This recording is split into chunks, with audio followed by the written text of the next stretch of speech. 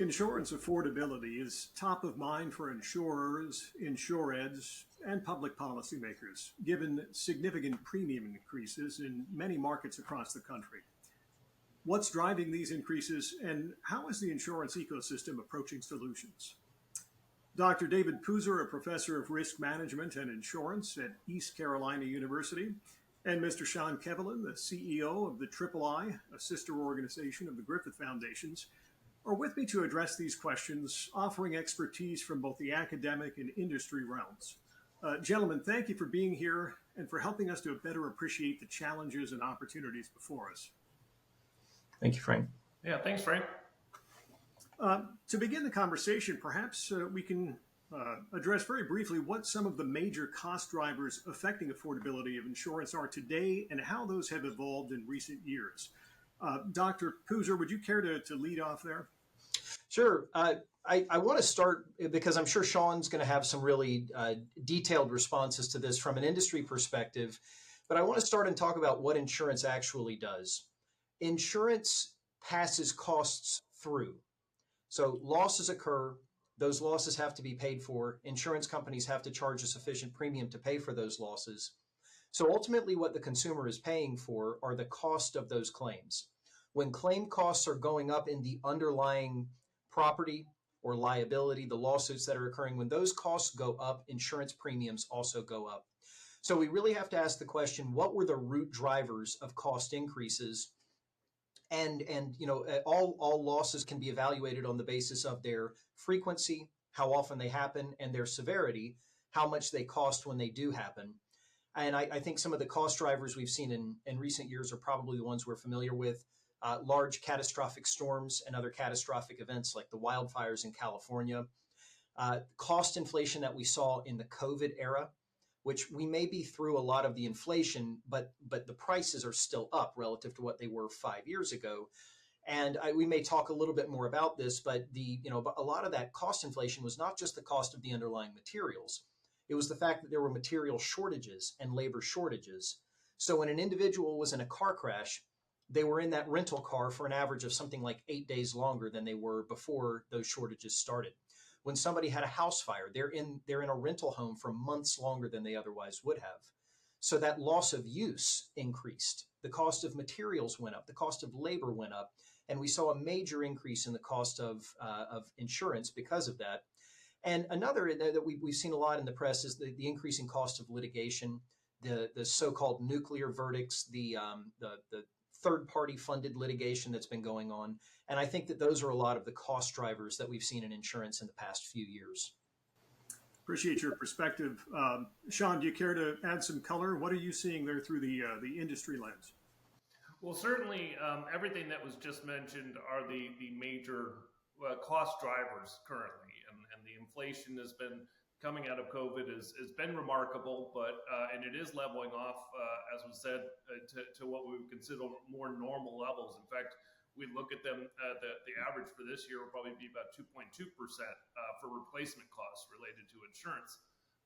But again, I think the point is made that's not going to contract the upwards of 26% industry average for the last 5 years. So that new normal is there.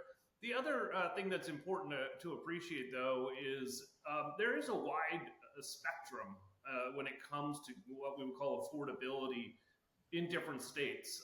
In some states, such as Louisiana, which does, as was mentioned, suffer from large amounts of legal system abuse, you can have your average insurance rate to be about 4% of the overall of your average income, whereas you can go to another state like Utah and it could be only 1%. And so a lot of those drivers that we just talked about are where people are living, how they're living, where they're developing, but also even from a regulatory perspective, how the rates and the filings are approved make an impact on kind of the state's individual marketplace and the steadiness of that marketplace. Thank you, gentlemen. I'm curious, you've identified a number of cost drivers. Does a particular cost driver perhaps come to mind that you feel may be often underestimated when we think about its impact on premiums? Welcome your thoughts there. Well, I'll jump in, and again, when you look at that approval ratings, I think that oftentimes people don't understand how that all works. When a filing goes to a regulator, there are different ways that the regulator will want to review. But generally speaking, when you have a state like California, where the average number of days to approve in each state is close to 250 days, those delays in approving the rates and the increases from those drivers that all states are really experiencing. I mean, the inflation from COVID hit everyone, and natural catastrophes losses across the board are up tenfold since the 80s. But the actual regulatory environment and how that works can have a pretty significant impact in terms of the availability as well as the affordability. Because when you have to make an insurer make a decision such as it's just taking me too long to get to that rate that I need to make that pass through that we were talking about work. If they have to wait for too long, they have to make a decision. Oftentimes they don't want to, which is withdraw from some states that are just harder to do business in. And that's, I think, where you see a big driver of the affordability and availability issues today. Thank you, Sean. David, anything to add there? I totally agree that competition helps bring prices down and keeps them reasonable. I don't think that insurance companies are price gouging in any sense, but I mean, competition is going to keep prices down to competitive levels. I'll just mention a couple of things. I think that distracted driving is getting worse. I've seen some studies that say the same. And because automobile insurance is the largest line of insurance in the United States, I think that both, private and commercial auto combined are well over 40% of the total U.S. property casualty market. Distracted driving is a cost driver there. And the other is, fraud gets talked about a lot, but there are a lot of different types of fraud. And, one thing that I've heard a lot of, and I've even seen it, I live in North Carolina, I've had contractors show up in my house and say, hey, do you remember that hailstorm that happened a couple of weeks ago? And I'll say no, because what they want to do is they want to get up on your roof and look for damages that may or may not be there and then submit claims to your insurance company because they're looking for that quick payout. So I think there are a lot of different types of fraud out there, and that's a cost driver as well. Yeah, and to echo that, I would say you're hearing more and more from insurance companies that the contractors are involving themselves much more in the claims process. But also getting back to the original on distracted driving, that's a great point. In fact, we saw the loss ratios.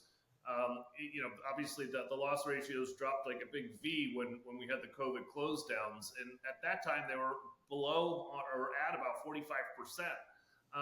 When the roads started opening back up, you had losses then of upwards of 90%. So people did not get back to driving very safely right out of COVID.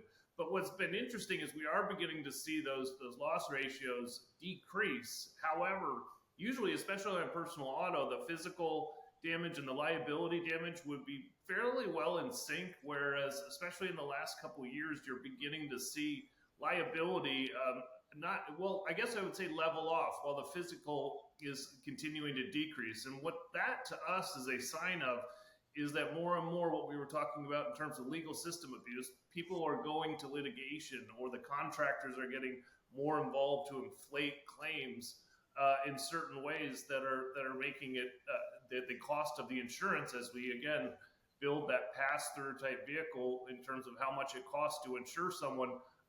Certainly the legal system abuse is having a pretty significant impact there. Thank you, gentlemen. I want to shift gears and ask you a little bit of a different question now. We've identified some of the cost drivers in play and the challenges that they've presented, obviously.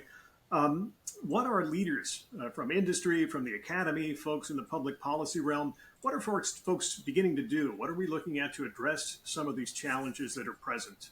Welcome your thoughts there. Not sure who wants to lead off. Well, maybe if I could, just to get started, is maybe I would like to start on what not to do. We've actually seen as this broader news cycle and these impacts of everyone's having on inflation, we've seen some states that will want to try and artificially temper the insurance. And when you do that, when you end up trying to artificially lower rates, in California, it's been the filing time. But then you've got other states now mainly I would say for political purposes, are starting to say, for their own political good, I guess, that insurance rates in their states are too high. We've seen this recently in a state like Illinois, and they're bringing forth legislation that would again knock out that system that really does work, the risk-based pricing system, where you have to price the risk accordingly in an actuarial sound way. And when you get rid of that process, then again, that's where you can take what is a relatively healthy marketplace like Illinois and actually create volatility and potentially getting to those points that I was talking about earlier, where insurance companies, and let's just admit it, a state like Illinois has a lot of insurance companies, a lot of headquarters there and things like that, that you want to make sure that you're keeping the marketplace healthy, even if you think you might get some political gain by trying to artificially temper the rates. Thank you, Sean. David? Yeah, I've some of my early research was on the effects of mitigation, and I think that mitigation has become more of the norm. And when homes are being built, this is a consideration when they're going up, especially if you are in a area vulnerable to storms. And so some of the work that's being done at the IIBHS in South Carolina, in which they build homes and they blow them down, but they're coming up with better ways to construct roofs, better ways to construct homes. The more that fortified system of building goes into effect, I think the better result we're seeing after a storm occurs. So I think that mitigation and resilience are effective, and that public policy can try to encourage that through better building codes or just through premium credits, mandated. Well, I don't want to say mandated, but through the things like premium credits or offering subsidized mitigation in areas that are vulnerable to storms. Another thing is that I was just at an academic conference and I saw some research on the tort reform that went into place in Florida a couple of years ago. And it looks like it's fairly effective at bringing down, if not necessarily bringing down tort costs right now, it's bringing the trend down.